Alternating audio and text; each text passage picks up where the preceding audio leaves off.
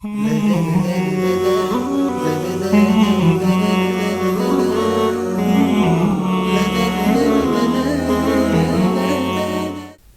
و نصلی علی رسولہ الکریم، اما بعد، اعوذ باللہ من الشیطان الرجیم، بسم اللہ الرحمن الرحیم۔ یا ایہا الذین آمنوا کتب علیکم الصیام کما کتب علی الذین من قبلکم لعلکم تتقون۔ صدق اللہ العظیم۔ ہم سب جانتے ہیں کہ نماز اور زکوٰۃ کے بعد روزہ اسلام کا ایک اہم ترین رکن ہے جو ہر مسلمان عاقل بالغ پر فرض ہے۔ عربی زبان میں اس کے لیے صوم کا لفظ استعمال ہوا ہے، جس کے معنی کسی چیز سے رک جانے یا اس کو چھوڑ دینے کے آتے ہیں۔ اسلام میں یہ لفظ خاص شرائط کے ساتھ استعمال کیا جاتا ہے،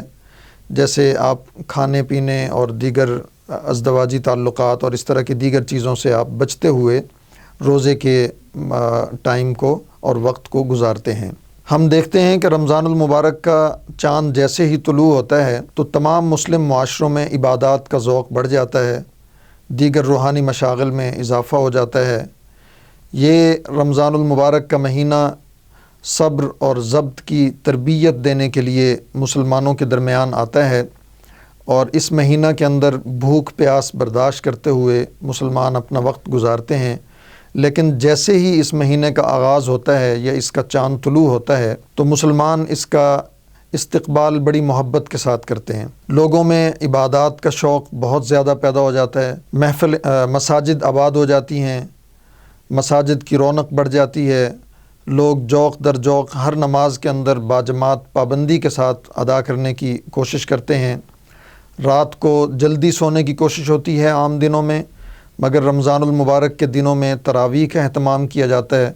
بلکہ بعض لوگ تو صبح و سحری تک عبادت کے اندر مشغول رہنے کو اہمیت دیتے ہیں اور پوری رات عبادت کرتے ہوئے نظر آتے ہیں۔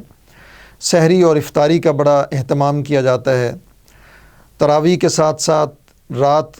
رمضان المبارک کے مہینے کے اندر ایک ایسی رات جس کو لیلۃ القدر کے نام سے یاد کیا جاتا ہے،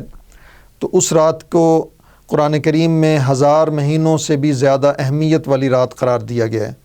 اس رات کا بھی اہتمام کیا جاتا ہے، اور آخری عشرہ کی طاق راتوں کے اندر اس رات کو تلاش کرنے اور اس میں عبادت کرنے کو بڑی اہمیت دی جاتی ہے۔ دن اسی طرح گزرتے رہتے ہیں اور رمضان المبارک کا پورا مہینہ ختم ہو جاتا ہے۔ آخری شب آتی ہے، 29 کا چاند ہوتا ہے یا 30 کا چاند ہوتا ہے، تو لوگ رمضان المبارک کے مہینے کو ختم کرتے ہیں اور اگلے دن عید کا اہتمام کرنے لگتے ہیں۔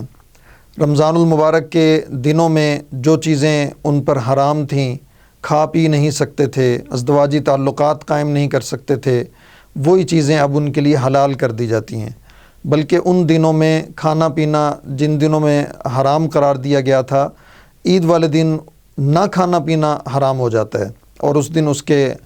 گناہ اور ثواب اس طرح کے تصورات سامنے آنے لگتے ہیں۔ رمضان المبارک کا مہینہ گزرتا ہے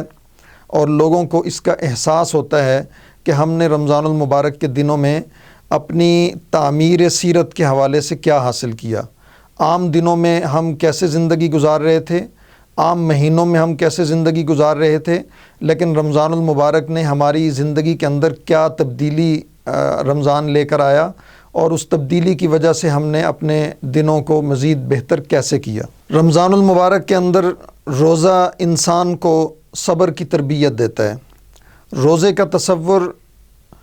جس طرح ہم مسلمانوں کے اندر پایا جاتا ہے، اسی طرح قرآن کریم کی آیت کی روشنی میں مسلمانوں سے پہلے جتنے انبیاء کی قومیں اس دنیا میں موجود تھیں، ان تمام قوموں کے اندر بھی روزے کا تصور پایا جاتا تھا، اور ان میں بھی اسی طرح روزہ فرض تھا جیسے ہمارے اوپر فرض کیا گیا ہے۔ یہ روزے کی فرضیت ہمیں بتاتی ہے کہ روزہ پچھلی اقوام کے اندر بھی تعمیر سیرت کے لیے اور نفس کی تربیت کے لیے اللہ رب العزت کی طرف سے قوموں پر فرض کیا گیا تھا، اور وہ تمام اقوام اس روزے کے ذریعے سے اپنی سیرت کی تعمیر کرتی تھیں، اپنی زندگی میں تبدیلی لاتی تھیں، اور اپنے روز و شب کو اللہ کی رضا کے مطابق گزارنے کی کوشش کرتی تھیں۔ ان تمام مقاصد کو حاصل کرنے کے لیے انسان رمضان المبارک کے مہینے کو نفس کی تربیت کا مہینہ سمجھتے ہوئے اختیار کرتا ہے، اور اس کے مطابق اپنی زندگی کو گزارنے کی کوشش کرتا ہے۔ اس پورے مہینے میں سحر و افطار کے وقت انسان کھانے پینے میں احتیاط کرتا ہے، کوشش کرتا ہے کہ اس طرح کھایا پیا جائے جس سے مجھے عام دنوں کی بنسبت اس میں فرق محسوس ہو۔ حدیث پاک میں آتا ہے، حضور نبی کریم صلی اللہ علیہ وسلم نے فرمایا کہ افطار کے وقت روزے دار کے لیے دو خوشیاں ہوتی ہیں۔ ایک خوشی تو یہ ہوتی ہے کہ وہ صبح سے بھوکا پیاسا ہوتا ہے اور افطاری کرتا ہے اور کھانے کی طرف اس کی رغبت ہوتی ہے۔ دوسری خوشی اس کو اللہ رب العزت کی طرف سے آخرت میں اس کو ملے گی۔ اسی طرح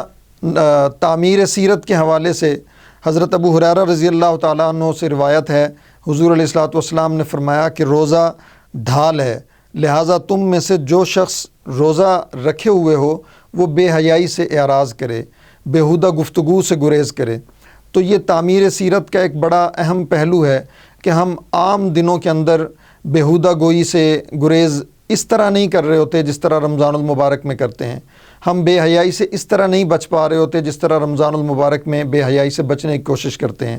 تو یہ حدیث ہمیں اس بات کا درس دیتی ہے اور ہمیں یہ سمجھاتی ہے کہ ہمیں بیہودہ گوئی سے گریز کرنا چاہیے، فضول باتوں سے گریز کرنا چاہیے، لڑائی جھگڑے سے گریز کرنا چاہیے، اشتعال سے گریز کرنا چاہیے۔ روزے کی حالت میں حدیث پاک میں آتا ہے کہ کوئی شخص آپ سے غصے میں بات کرتا ہے یا آپ کو کسی بات پر غصہ دلانے کی کوشش کرتا ہے تو آپ کے سامنے یہ پیش نظر رہنا چاہیے، آپ کے علم میں یہ بات رہنی چاہیے کہ میں روزے سے ہوں، اور اگلے آدمی کو آپ یہ بات یاد کروائیں کہ بھائی میں روزے سے ہوں، اس لیے آپ اشتعال سے گریز کریں، فضول گوئی سے گریز کریں اور